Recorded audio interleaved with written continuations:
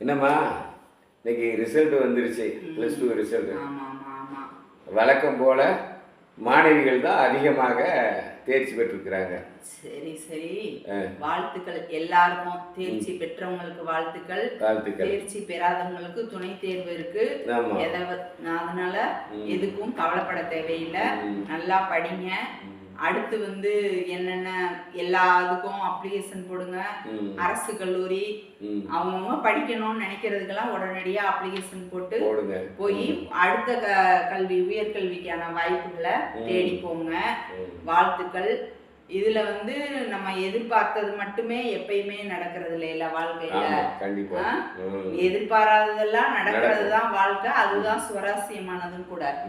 என்ன பாருங்க, நேற்று ஒரு பாப்பா பாபநாசத்துல இருந்து ஒரு பாப்பா தோத்து போயிருவோமோன்னு நினைச்சு என்ன, ஆனா அந்த பொண்ணு 416 மார்க்கா 413 மார்க் எடுத்திருக்கு.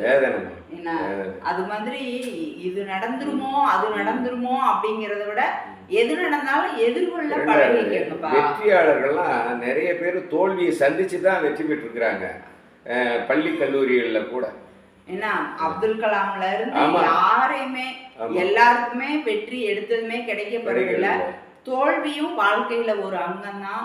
ஏன்னா அதுல இருந்து மீண்டு வர்றதுக்கான பயிற்சிய குடும்பம், சமூகம், பள்ளி, கல்லூரி எல்லாமே பிள்ளைங்களுக்கு கொடுப்போம்.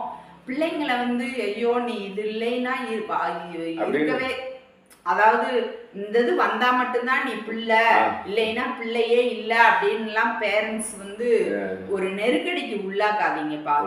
ஏன்னா அந்த நெருக்கடி பிள்ளைகளுக்கு மன அழுத்தத்தை கொடுக்கும். பிள்ளைங்களும் இந்த இதுல ஜெயிச்சா இல்லைன்னா இந்த மார்க் எடுத்தா மட்டும்தான் வாழ்க்கைன்னு நினைக்காதீங்க. நல்ல வழியில நேர்மையா வாழ்றதுக்கு 1000 வழிகள் இருக்குப்பா. ஏன்னா அதை நோக்கி பயணிப்போம். வெற்றி பெற்றவங்க எல்லாருக்குமே பெரிய வாழ்த்துக்கள். உங்க வாழ்க்கையில சிறப்பா வரணும். வாழ்க வளமுடன்.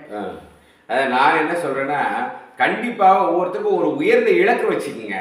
இலக்கு என்பது உங்களுக்கு அந்த சிந்தனையை சிதற விடாமல் இருக்கிறதுக்கான ஒரு கடிவாளம்னு வச்சுக்கோங்க. கண்டிப்பாக உயர்ந்த இலக்கும் நல்ல பண்பும், சரிங்களா, அதை வச்சுக்கணும்னு சொல்லி கேட்டுக்கிறேன். நன்றி, வணக்கம்.